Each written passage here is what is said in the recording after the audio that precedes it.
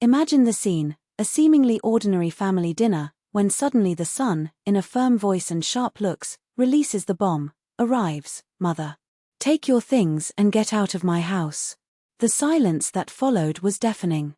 No one there, not even the closest relatives, expected to witness such an explosive outcome in the midst of laughter and gifts. But the truth is that behind every forced smile and protocol hug, a storm formed for years. And it is exactly this story of family intrigues, veiled betrayals and suffocated love that I, Andre Branco, bring you today on the Mother's Secrets channel.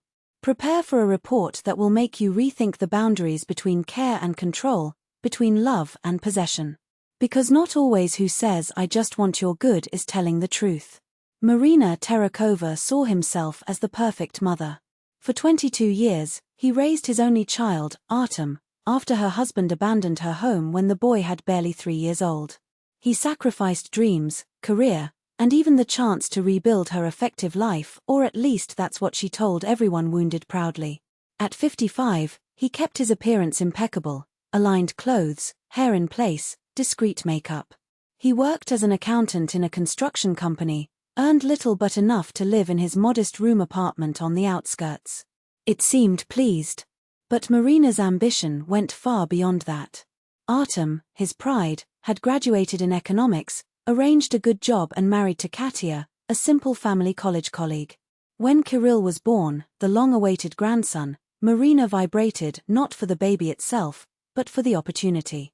From the first day, the daughter-in-law has been the target of her veiled contempt. Too common, whisper to her friend Galina. Artem deserved someone from another level. But, of course, I would never say that out loud. His strategy was different, sneaky, like a virus that erodes inside. It started with innocent visits on weekends, bringing homemade pies and unquieted advice.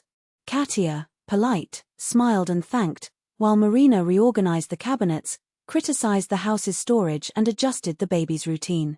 "My daughter, you have no experience," he said with sweet falsetto while taking Kirill from his mother's arms. "I created a wonderful man alone. Trust me." Artem, divided between the exhausted wife and the mother who swore just wanting to help, repeated as a mantra, "Hold on a little more. She is only adapting to the role of grandmother." But the few have become months. Marina not only settled in the couple's tiny rented apartment but took the command, cooked, washed, cleaned and worse, pushed Katia out of her own son. "You're holding the wrong bottle," he scolded. "Let me feed my grandson." Until one day Artem arrived from work and found his desolate wife. "I can't take it anymore," Katia sobbed.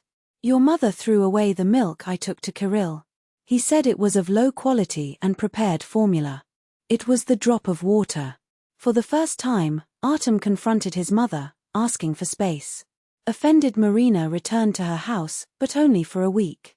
"A barrel burst in my apartment," he announced when he returned with his suitcase. "I'll stay here until the repair." Artem, unable to deny help his mother, gave the room sofa. Katia, already without the strength to argue, swallowed dry. 6 months passed. The repair never ended. When Artem got a promotion and the couple decided to buy a larger apartment with financing, Marina vibrated, "How wonderful. Now we will have room for everyone. I stay in one room, you in another, and Kirill in his." Katia looked incredulously at her husband, who once again avoided the conflict. The situation exploded on Kirill's first birthday. Katia spent hours preparing the party, cakes, savory, decoration. Marina watched everything with a sour face. "This is an exaggeration," he grunted. "In my time, child did not party like this." But the worst came when, in the middle of the celebration, the mother-in-law entered with a giant cake commissioned in the best confectionery in town. "My gift to my grandson," he said solemnly, ignoring Katia's homemade cake, abandoned in the kitchen. "Mom, we agreed that the cake would be from Katia," Artem tried. "I just wanted the best." That night, after the last guests came out, Katia lost patience. Downloaded years of humiliation, veiled criticism, privacy invasions, the feeling of being a stranger in the house itself. "Marina, of course," cried. "I dedicated myself to you. And now they want to get away from my grandson?" He shouted, throwing his blame on her daughter-in-law. Artem, once again, was in the middle of the cross, promising that everything was going to improve. But nothing has improved. Over time, Marina began to control even the couple's finances. "Why do they spend so much to toys?" he asked, turning invoices. "In my day, child played with what he had and turned right people." He criticized each purchase, every decision, always remembering that without it they would not realize. Until, after a year and a half of this hell, Katya reached the limit. One night, he joined his things, took Kirill and went to his parents' house. "Either your mother leaves, or I ask for divorce," Artem warned over the phone. For him, it was like a punch in the stomach. He loved his wife and son, but the idea of confronting his mother, the one who, according to herself, had sacrificed her family, paralyzed him with fear. Meanwhile, Marina, feeling the floor shake under her feet, prepared her next movement. Because people like her don't give up so easily. After all, who better to create a grandson than a grandmother who knows everything? The problem is that sometimes what we call love is just a golden cage. And Katya had finally decided to fly. Realizing that the situation escaped her hands, Marina changed her strategy.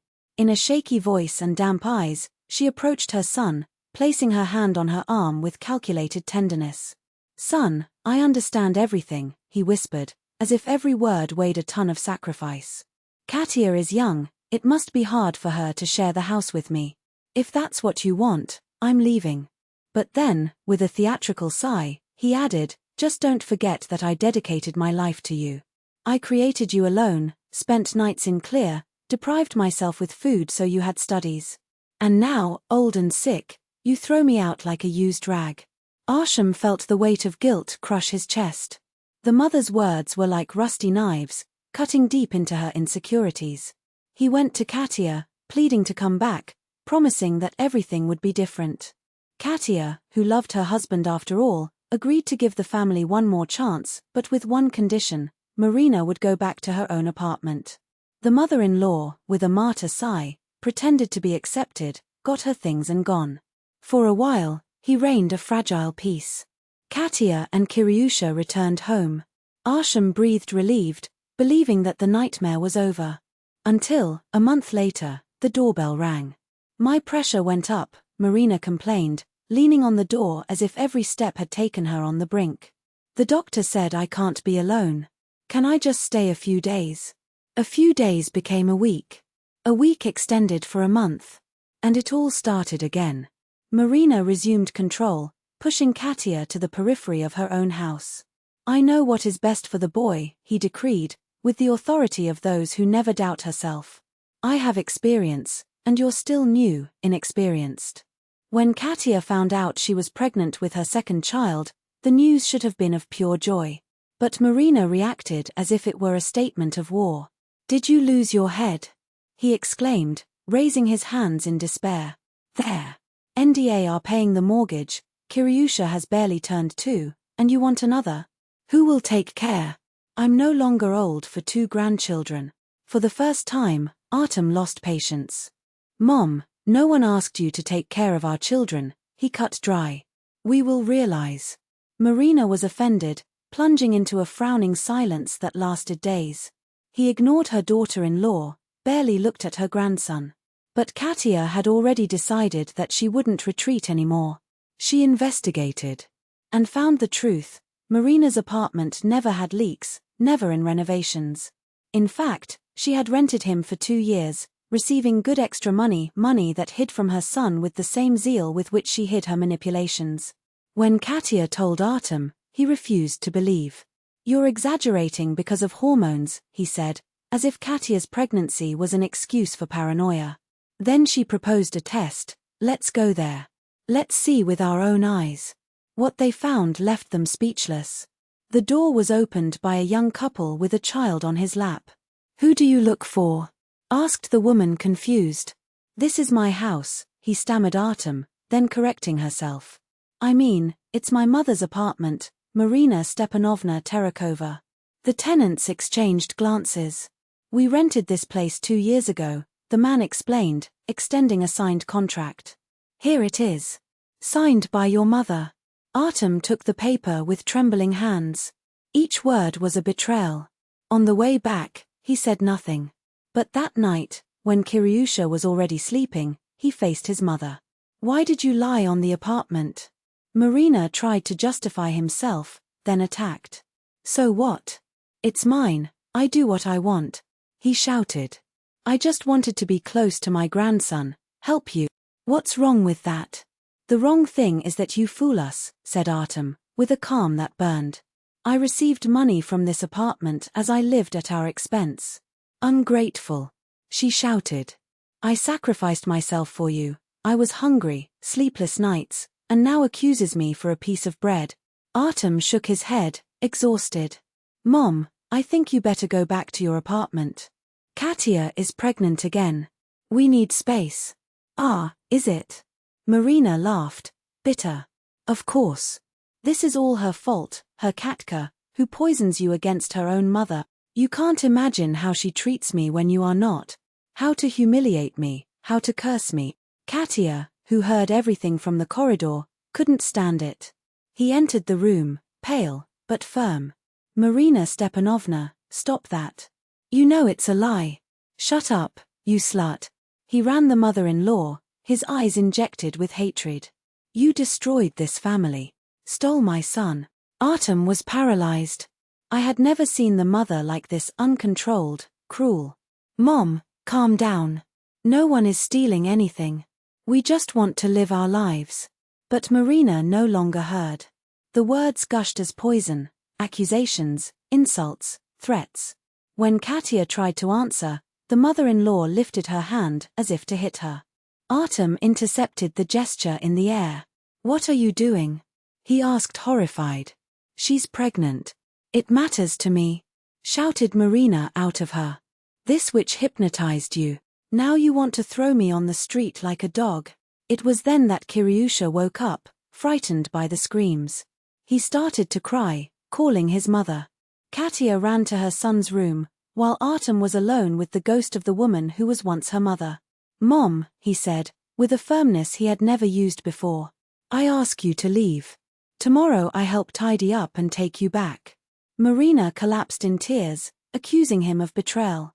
But Artem didn't give in. For the first time, he saw clearly, that woman was not a victim. It was an executioner. And he wouldn't let her destroy her family. Katya entered the room, still holding her belly, her face marked by worry. "What is happening?" "Not here," he asked in a low but firm tone. "Nothing, love," Artem said, trying to recover his breath. "I'm just explaining to the family because Mom needs to go back to her apartment." Aunt Lyodar approached Katya with a look of disapproval. "Girl, how do you have the courage to separate a mother from her son? Marina did so much for him." Katya took a deep breath, feeling the weight of the accusations. "It was not the first time I heard that. But this time, it would not retreat. I didn't separate anyone," he said, calmly. "Marina Stepanovna has been living with us for 2 years. At this time, she constantly criticizes me, interferes with Kiryusha education, controls our expenses and, while doing so, rents her own home and hides that money." "Try it," shouted Marina, her eyes sparkling with indignation. Katya didn't hesitate. He took his cell phone out of his pocket and showed the photos of the rental contract, taken the day before. "Here it is. Contract signed by Marina Stepanovna Teryokova. Rent, 20,000 rubles per month. For 3 years. The relatives leaned over the screen, examining the document. The silence that followed was more eloquent than any word. The surprise stamped on his faces. "Marina, is it true?" asked his grandmother with a mixture of disappointment and unbelief. Marina paled. "So what? It's my right. This is my home. It's not about the house, Mom," Artem said, exhausted. "It's about the fact that you have deceived us. He manipulated to live here, to control our lives. I just wanted to be close to my grandson," justified Marina, with a trembling voice. "What's wrong with that?" "Nothing," Katya answered, without blinking. "If you didn't try to get away from my own son. If I didn't criticize every step I take, I didn't throw my things away, not read my messages when I leave the room. What? Artem turned to his wife, his eyes wide. Katya nodded. And that's not all. She called my bank, pretending to be me, trying to find out about my accounts. He called my mother, distorting the truth, saying that I was a bad mother. He spoke to my co-workers, inventing things about me. The relatives exchanged glances. The atmosphere in the room has changed. The air was heavy, loaded with a truth that could no longer be ignored. Marina, is this all true? Asked Aunt Lyodar, her voice shaking. Silly. Marina discarded a gesture. She's inventing everything. And is that an invention too? Katya withdrew a crumpled paper from her pocket. I found it in your bag, when I searched for the pressure medicines you are supposed to take. Unfolded the paper. It was a draft of a complaint to the guardianship organs. In it, Marina accused Katya of negligence with Kirusha, asking for an inspection in the conditions in which the boy lived. Artem took the paper and read. His face was pale, not fearful, but of a cold, contained anger. Mom, how could you? He asked, his voice low, but sharp like a blade.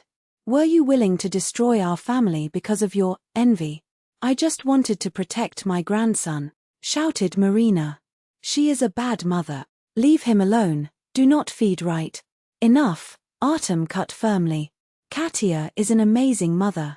Who tried to destroy everything was you. The guests watched in silence.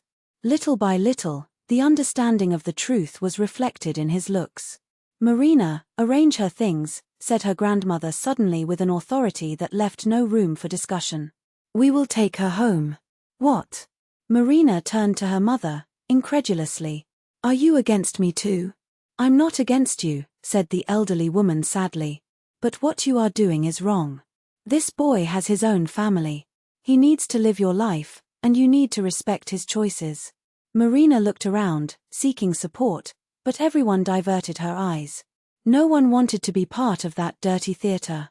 Okay, he spat, his teeth. I go.